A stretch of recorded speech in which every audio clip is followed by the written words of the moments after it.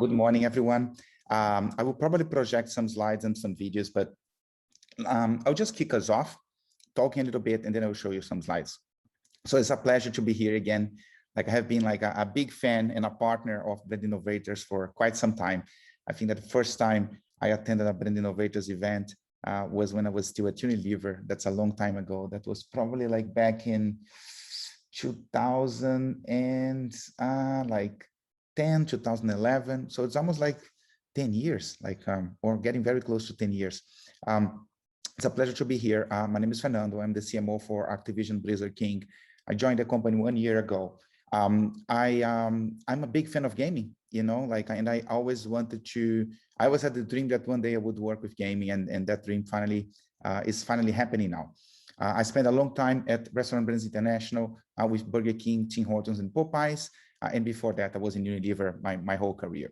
So anyway, gaming. I grew up playing video game. I had every single video game I can think of. From the Pong, when I was very little, first video game I had, to a Nintendo, to an Atari. I had every single thing, and I still have. And not just because I work for Activision, it's just a passion of mine. With that said, gaming has changed a lot.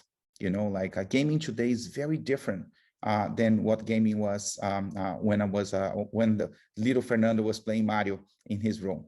I still remember being in my room playing video game and having my mom scream from the kitchen, "Hey, dinner is served," and then I would have to pause the game, go to the kitchen, have dinner, and then run back. "Mom, can I go? Can I go?" And go back to my game.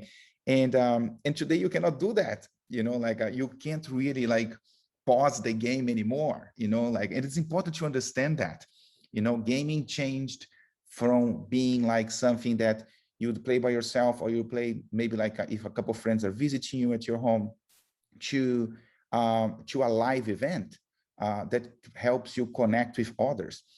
Today when I play Call of Duty or when I'm playing games, it's usually playing online, and I'm playing with my friends.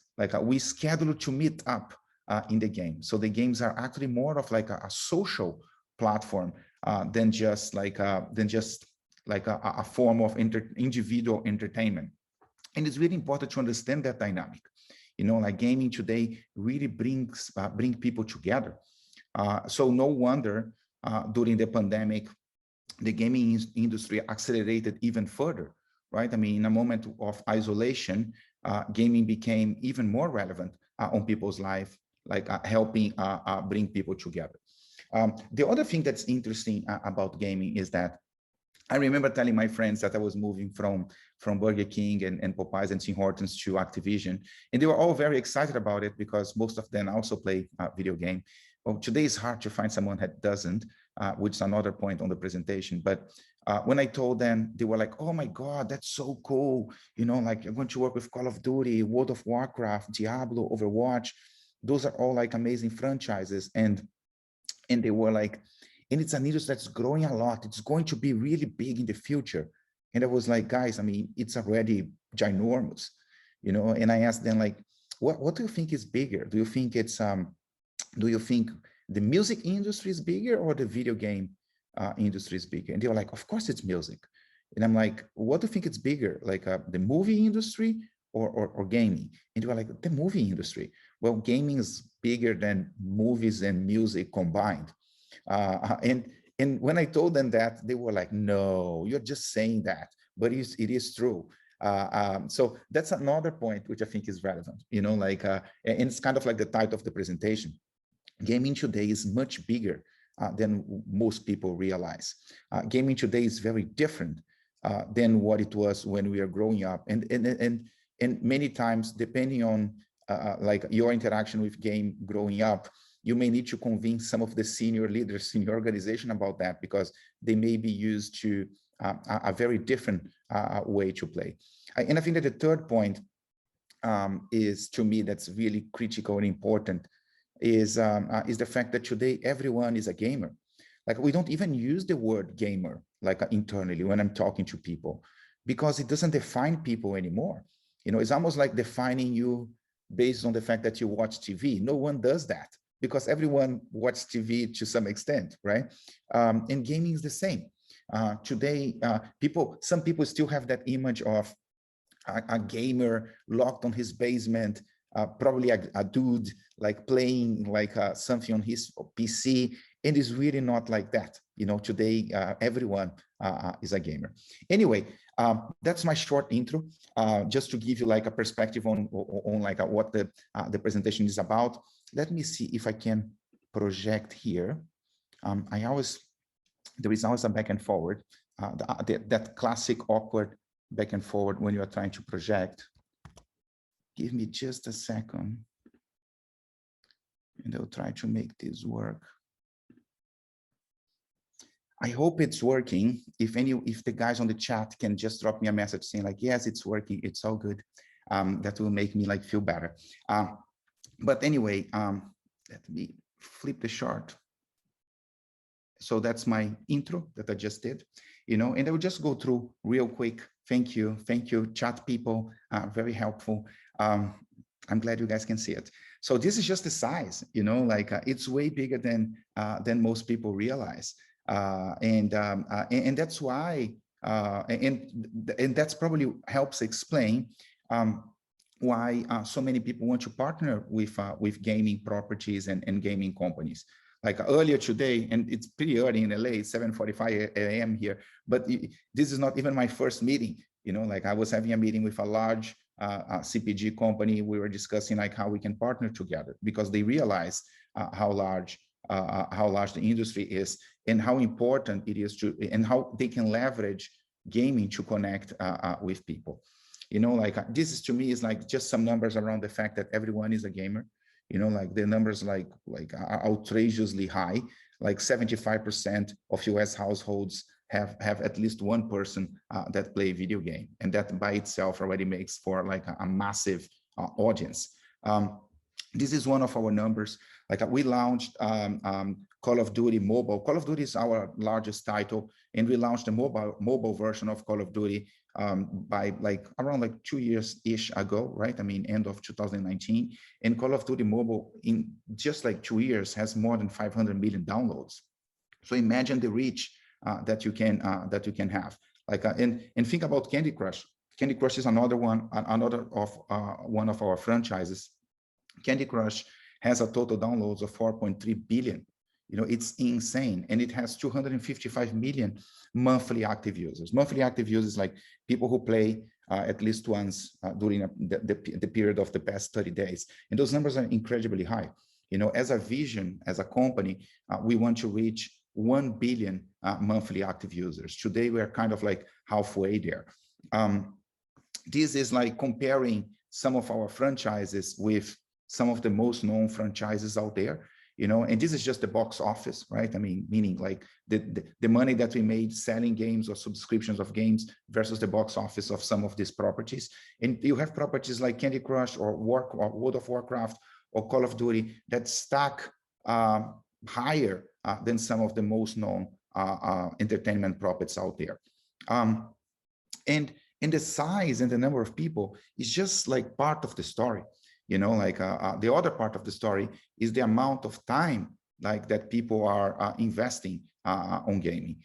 And that's why I was saying that's really like a social event, and not just a social event, it's kind of like a social network.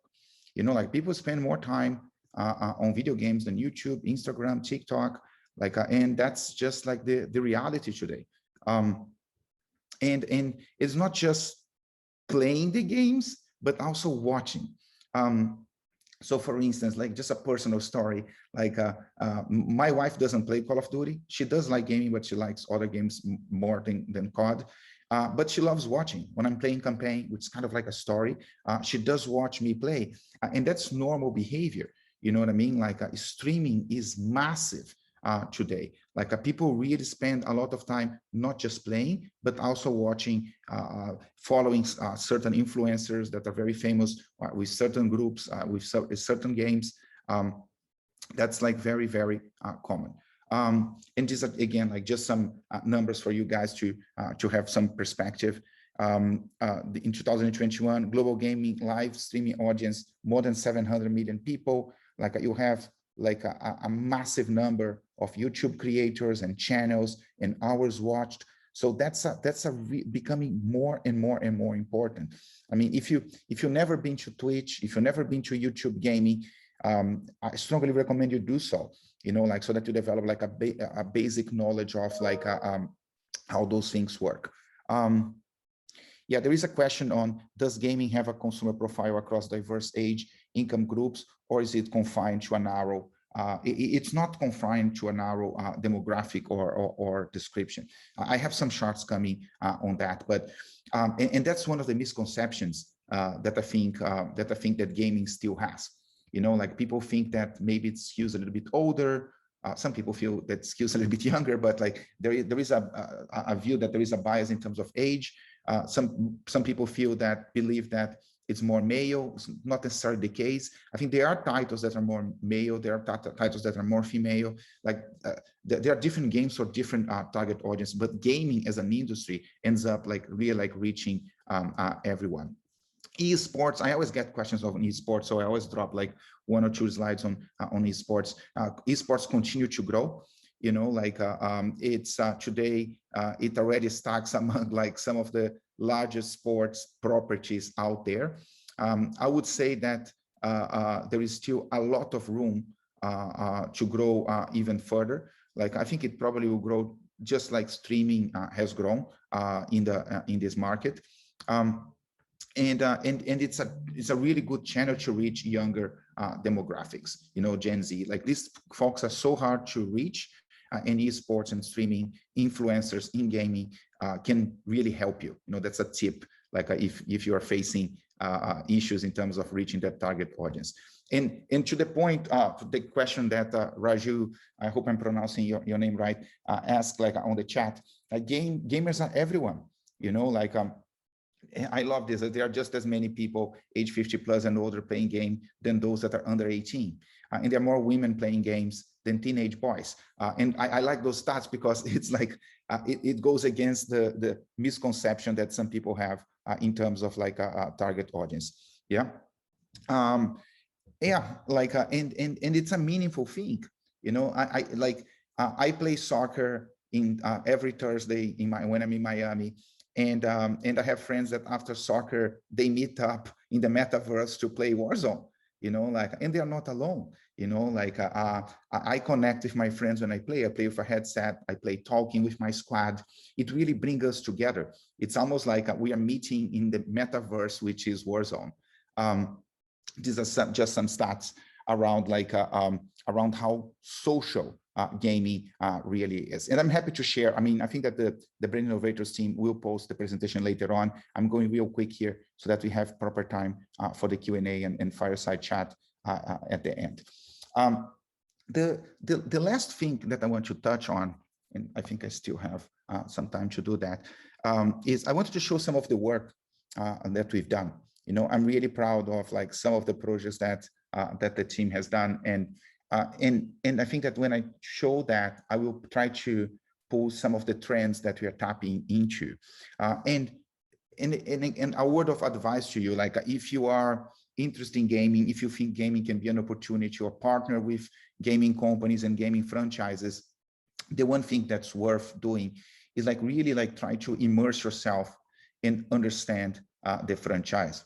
You know, I see sometimes I have people who are really good and very strong coming to us and like to do a partnership. It's the intentions are really positive and they're trying to do the right thing, but like it's kind of like they could do a better job in terms of understanding the franchise, understanding the community. You know, like the community of each game is somewhat different, and they're very passionate about the game. They're very passionate about the lore and like in the story and in the community itself. And you need to understand that. You know, like you can't not be doing the typical Sally advertising or those things that show that you may not fully understand that community. Those folks are very vocal. And they are very passionate about the community. I think I said that before. So you need to almost like be one of them to be able to talk to them in an authentic way. And I think it's very important. That point is like, I cannot emphasize enough how important it is for you to know the community, know the game before you even consider doing a partnership or doing a program targeting those folks. And when you do so, if you do the right way, in an authentic way, in a way that's adding value to the players of that particular franchise, you will be welcome. And they will give value to your brand and to your initiative. But it needs to be done a certain way.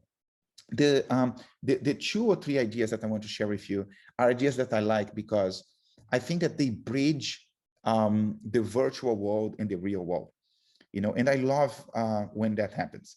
I love when we do something that either brings the game to the real world or brings real people into the game.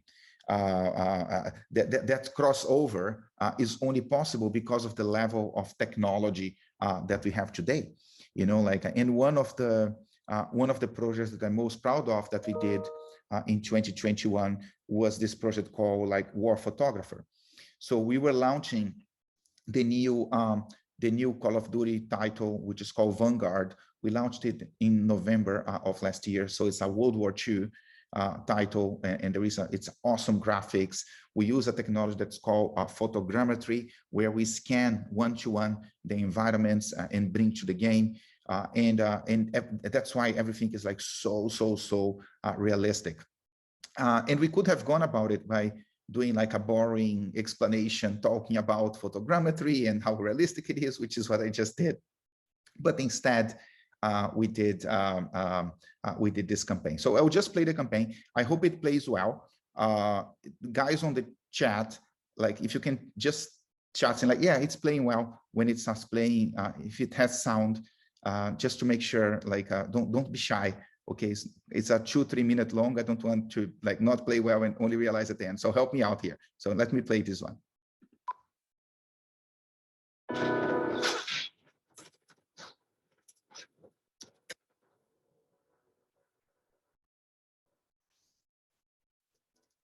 In all the years that I've been covering conflict zones, I was in Afghanistan, Syria, and Iraq.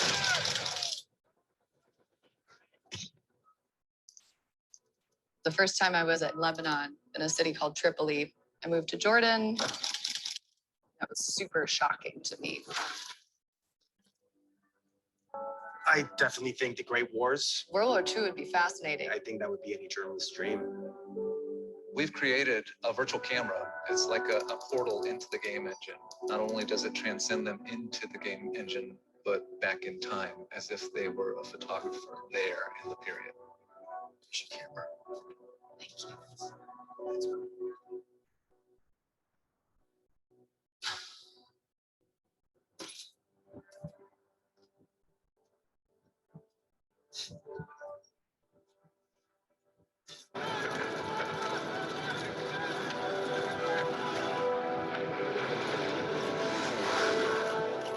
Do you have a 50 mil I can use? Yeah.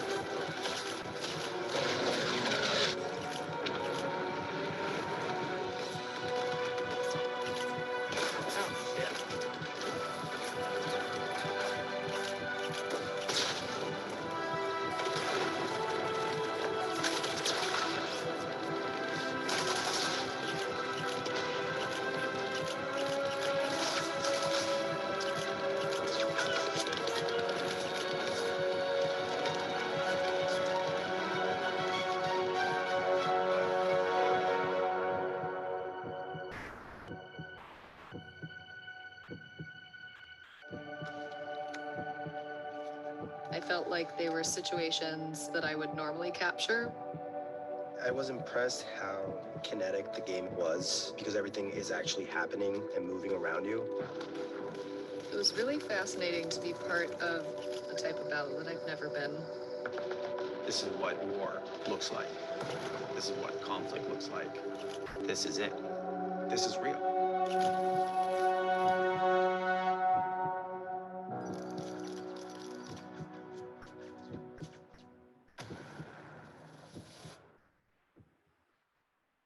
So just like a very, very creative way to demonstrate technology and tap into like game becoming so real and the cross between the real world and the virtual world.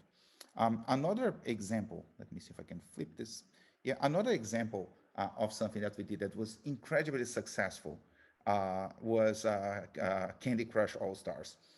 Candy Crush AllStars is a Candy Crush competition. Yes, believe it or not, like we did it first in 2020, I think, in the UK as an activation, and it was like really, really successful there. Drove like massive levels of engagement, and then we said, well, let's replicate that and make it even bigger and do it in the US, and that's what we did towards like mid-end of last year, and again, super successful. And I'm saying that, and I'm sharing this one, and I'm particularly proud of this one because like it shows that even a simple formula like a competition of Candy Crush can engage the community, because it was done in a very Candy Crush way. You know, like we had Khloe Kardashian as the host of the competition. We had it was a competition that was very democratic. Like everyone could participate. You just needed to like play on the app during a certain period of time, and then we divided it per state and like and the people that raced to the top, until we got to the finalists. And then the finalist was like a virtual event with people competing live, which was like really cool. So we had Khloe as a host. We had Doja Cat participating as like one of the stars that collaborated with us. We had Gronk participating. Here I have like some of the visuals of the campaign. So it feels very TikTok. It feels very Instagram-y, you know, like because that's the language of the brand, and that's the modern language that we wanted to have to be able to connect with our Candy Crush fans. And that's why it was so successful. Hopefully we'll continue to do more of that. You know, I love when we are able to find some sort of like repeatable model that we can do like every year. And I was like making it better every year. And hopefully we are going to find a creative way to bring AllStars back this year and make it even bigger and better. Another project that I liked, and it's a funny one because like we have three divisions, right? We have Activision, we have Blizzard, and we have King. King is like the biggest game is Candy Crush. Activision, the biggest game is Call of Duty. And on Blizzard, we have games like World of Warcraft, Diablo, Overwatch, Hearthstone. We have like some really cool games. And the community of players for Blizzard, Blizzard is almost like a religion for players. You know, like I grew up like putting a massive value when that Blizzard logo comes on the game. I was always like super excited because I knew it would be a high quality game, a game that really puts players first, and that's pushing to foster a strong community around the titles. So on my first conversations with the Blizzard folks, they were like, well, we're not so sure about marketing because they like marketing is like sometimes doesn't understand the titles, or you're just like trying to do something that's very selly or promotional, which doesn't necessarily work so well with our fans. And they were absolutely right about that. Now, it happens that we have a really strong marketing team at Blizzard with people who are very passionate about the titles that we have. So like they wouldn't do that mistake, you know, like of coming and doing something that doesn't connect with the audience, something that's very selly or anything like that. So an example of how you can be creative and how you can do something that's authentic and something that connects with the fans, and that even the folks that are the developers of the game in the studio, in this case Blizzard, they become very passionate about. Is one of the projects I'm most proud of in that sense is this project that we did for Hearthstone. So Hearthstone is like a card game. It's like a card game, but it's very cerebral. You know what I mean? Like it's almost like like chess. You know, like it's funny because like when we were talking about the brand or the franchise, we always talk about chess and how you have to think and how you have to really like it's a game that you have to think. It's not just like playing. It's like you need a strategy, right? So we are launching an expansion for Hearthstone, and we had to communicate that. And sure, like we did like the classic like trailer showing the game and all that, but we wanted to go above and beyond.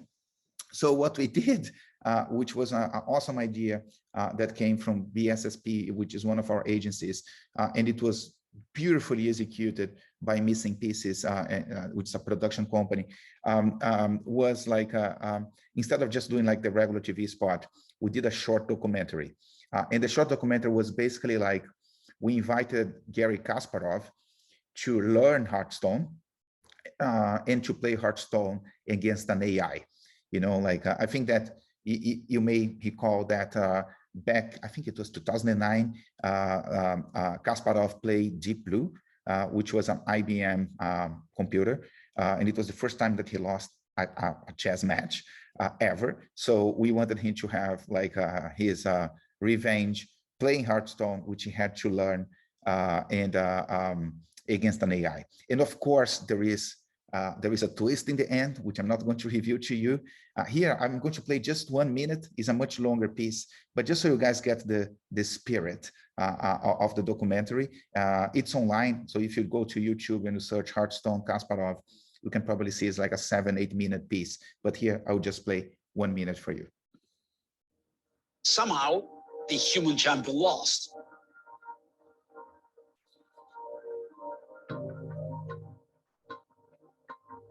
It was a very bitter experience. I was angry.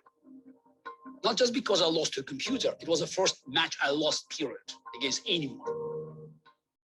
The cover of Newsweek, the brain's last stand, no pressure, yeah. If you put machine inside of this box and machine can go over and over playing against itself, then there's no chance that we can compete. I made a great sacrifice for the great good of humanity.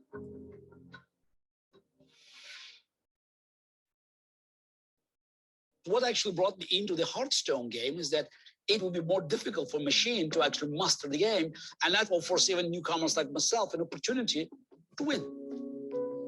Garry Kasparov, one of the greatest. So I would just stop there, and it was all real. We had like one of the main developers of the game teaching Garry how to play over a certain period of time. Then we had the match, and yes, there is a twist in the end, and it's like it's just a beautiful film. And to me, that's what we need to do more of.